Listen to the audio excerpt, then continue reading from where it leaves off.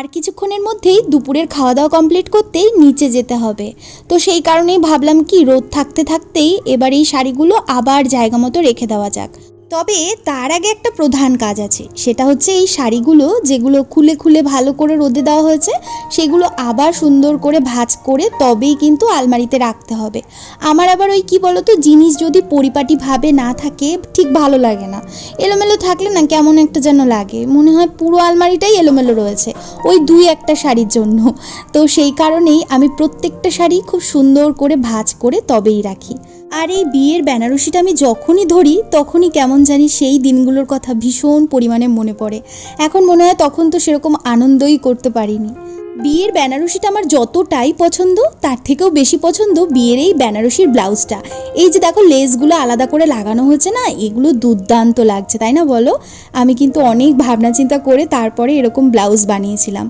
তবে জানো, অনেকেই না আমাকে ওই বিয়ের সময় বলছিল বেনারসির ব্লাউজে না ওই কুচি কুচি লেসগুলো লাগাতে, কিন্তু আমার কেমন জানি তখন ওটা লাগাতে মন চাইছিল না। আমি ঠিক করে নিয়েছিলাম যদি পরে কখনো ব্লাউজ বানাই তখন না হয় ওটা করে নেব। আর এই বৌভাতের বেনারসিটা, এটা নিয়ে আর নতুন করে কি বলবো, এটা আমার ভীষণ পছন্দের জানো। এই বিয়ের দুটো বেনারসি এত পছন্দের, যখনই এই দুটো দেখি বা ধরি কেমন জানি ইমোশন হয়ে পড়ি। ওই দিনগুলো আমার ভীষণ পরিমাণে মনে পড়ে। আর এই শাড়িটা হচ্ছে আমি যখন জব করতাম বিয়ের আগে তখন কিনেছিলাম সরস্বতী পুজো উপলক্ষে। আর এই যে শাড়িটা দেখতে পাচ্ছ না, এটাও একটা স্পেশাল দিনের শাড়ি, কিন্তু এটা হচ্ছে আমাদের দুজনার যেদিন রেজিস্ট্রি ম্যারেজ হয়েছিল সেই দিনের শাড়ি। এই শাড়িটাও খুব সুন্দর, তাই না বলো?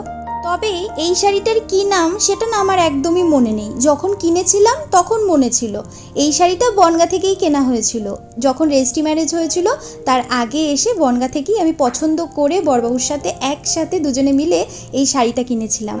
আর বিয়ের যে দুটো বেনারসি ও দুটোই কিন্তু আমাদের হাবড়া থেকে কেনা হয়েছিল। হাবড়ায় যে পাঞ্চালি আছে না, সেই পাঞ্চালি থেকেই আমি প্রায় সময়ই শাড়ি কিনে থাকি।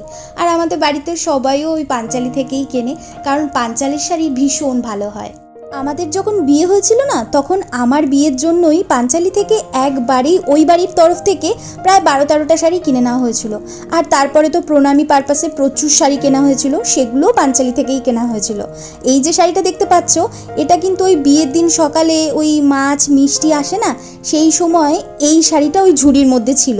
এইটাও আমাদের বাড়ি থেকেই এই বাড়িতে দেওয়া হয়েছিল। এই শাড়িটা যখন কেনা হয়েছিল না, তখন আমাদের বাড়িতে যারা যারা উপস্থিত ছিল আত্মীয় স্বজনেরা, তাদের সবারই এই শাড়িটা প্রায় পছন্দই হয়ে গিয়েছিল।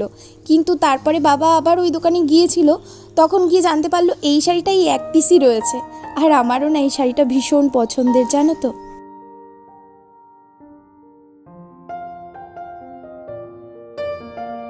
তবে আমার মা যখন আমাকে নিয়ে গিয়ে এই বাড়ির জন্য এই শাড়িটা কিনেছিল, আমার কিন্তু ভীষণ পছন্দ হয়ে গিয়েছিল। আমি তখনই ঠিক করে নিয়েছিলাম এই শাড়িটা আমি অবশ্যই একদিন পরবো, কিন্তু এখনও পর্যন্ত পরার সেই ভাগ্য হয়নি। দেখি কবে পরি, যেদিন পরবো সেদিন অবশ্যই তোমাদের সাথে শেয়ার করব। আর এই শাড়িটা আমি বিয়েতে এই বাড়ির তরফ থেকে পেয়েছিলাম। আমার এক মাসি শাশুড়ি বৌভাতের দিন আমাকে এই শাড়িটা উপহার দিয়েছিলেন। এই শাড়িটা আমার ভীষণ পছন্দের, জানো। এবার চলো ওই দিকটা আগে গুছিয়ে নিই। আজকে আমার শুধু শাড়ি যে রোদে দিয়েছি তা কিন্তু নয়, আলমারির মধ্যে আমার শাড়ির সাথে বরবাবুর যে শার্ট প্যান্ট, তারপরে ওই পাঞ্জাবি পাজামা যা যা ছিল সেগুলোও মোটামুটি রোদে দিয়েছি। তবে জানো, একদিনে না সবটা দিতে পারিনি, আবার কালকে দিতে হবে। একদিনে সবটা দেওয়ার মতো জায়গাও ছিল না, আর সময়টাও পাইনি। তবে হ্যাঁ, বরবাবু আমাকে বারবার করেই বলছিল যে মামন এত কষ্ট করতে হবে না, আমার জামা কাপড়গুলো তোমার রোদে দিতে হবে না। কিন্তু তা বললে হয় বলো? আমার জামা কাপড়গুলো যেমন আমি নিজে যত্ন করে সুন্দর করে আলমারিতে সাজিয়ে রাখি, ওরটাও কিন্তু তাই করি। কারণ ওই যখনই কোথাও বেরোনো হয় না, আমি সবসময় চেষ্টা করি আমি আরও ম্যাচিং ম্যাচিং পরার। এটা আমাদের ওই বিয়ের আগের থেকেই অভ্যাস ছিল। যখনই দেখা করতে আসতাম তখনই চেষ্টা করতাম যেন একটু ম্যাচিং ম্যাচিং পরা যায়। তো বিয়ের পরেও ওটাই আমি ভেবে রেখে দিয়েছিলাম যে এরকমই করব, সেটাই করছি। আর এখন যে শাড়িটা দেখাচ্ছি এটা হলো আমার বিয়ের দিন আশীর্বাদের জন্য এই শাড়িটা আমার বাবা আমায় কিনে দিয়েছিল। কিন্তু দুঃখের বিষয়, আশীর্বাদের সময়টা না এত তাড়াহুড়ো ছিল, ওই গায়ে হলুদের তত্ত্ব এত তাড়াতাড়ি চলে এসেছিল যে আমি আর শাড়িটা চেঞ্জ করতে পারিনি, জানো তো। সেই কারণে আর আশীর্বাদের দিন পরতে পারিনি। আর এই যে শাড়িটা দেখছো না, এটা হচ্ছে সন্ধ্যা রানীর শাড়ি, মানে আমার দিদার শাড়ি। দিদা আমাকে এই শাড়িটা দিয়ে বলেছিল যখন আমি এই পৃথিবীতে থাকবো না, তখন এই শাড়িটার মধ্যেই আমি তোর কাছে থাকবো, তো এই শাড়িটা যত্ন করে রেখে দিবি। সেই কারণেই আমি এই শাড়িটা যত্ন করে রেখে দিয়েছি। এইবার আশা করি তোমরা বুঝতেই পেরে গিয়েছো যে কি কারণে আমি আমার শাড়িগুলোকে এত বেশি যত্ন করি। সত্যি কথা বলতে এই শাড়িগুলোর মধ্যে আমার প্রচুর স্মৃতি রয়েছে জানো, ছোটোবেলার স্মৃতি রয়েছে, তারপরে বিয়ের পরের প্রচুর স্মৃতি রয়েছে। সেই কারণেই শাড়িগুলো আমি এত যত্ন করি। মেয়েদের জীবনে মনের কথার একটা ভাগে কিন্তু অবশ্যই শাড়ির কথা থাকে, তাই না বলো? আর এই শাড়িটা, এইটা হলো আমার বিয়েতে উপহারে পাওয়া একটা শাড়ি। এই শাড়িটা ওই আলমারিতে দেখছিলাম পরেছিল, তো ওই জন্য এটাও আবার একটু রোদে দিলাম। উপহারের শাড়িগুলো তো এরকম নতুনই রয়েছে জানো, প্রচুর শাড়ি এরকম নতুন রয়েছে যেগুলো এখনও আমি ভাঙিনি, তো সেই জন্য ওইগুলো না আমি কালকে দেবো ঠিক করেছি। আর এই শাড়িটা না চলে এসেছে এর মধ্যে, তো ওই জন্য নিয়ে যখন এসেছি তাই এটাও একটু খুলে রোদে দিয়ে দিয়েছিলাম। যখন আমি ছোট ছিলাম তখন মাকে দেখতাম আর কাকিমণিকে দেখতাম শাড়িগুলো এরম করে ছাদে রোদে দিত। তখন আমি ভাবতাম যে আমি যে কবে বড় হব, আমার যে কবে বিয়ে হবে, আমিও একটু এরকমভাবে শাড়ি রোদে দেবো।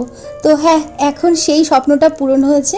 আর এই শাড়িগুলো রোদে দিতে আমার ভীষণই ভালো লাগছে জানো তো। আর দেখো, শুধু শাড়ি রোদে দেইনি, শাড়ির সাথে সমস্ত ম্যাচিং করা যে সায়াগুলো ছিল সেইগুলোও রোদে দিয়েছি। তবে ব্লাউজের যে ব্যাগটা ছিল সেটা আর আজকে এখানে দেওয়ার জায়গা ছিল না, তো ওই জন্য আজকে দেইনি, ওটা আবার কালকে দেবো, বুঝলে? আচ্ছা, আজকে আমার শাড়ির কথা তোমাদের কেমন লাগলো তা কিন্তু অবশ্যই একটা কমেন্ট করে জানিও কেমন। চলো, টাটা।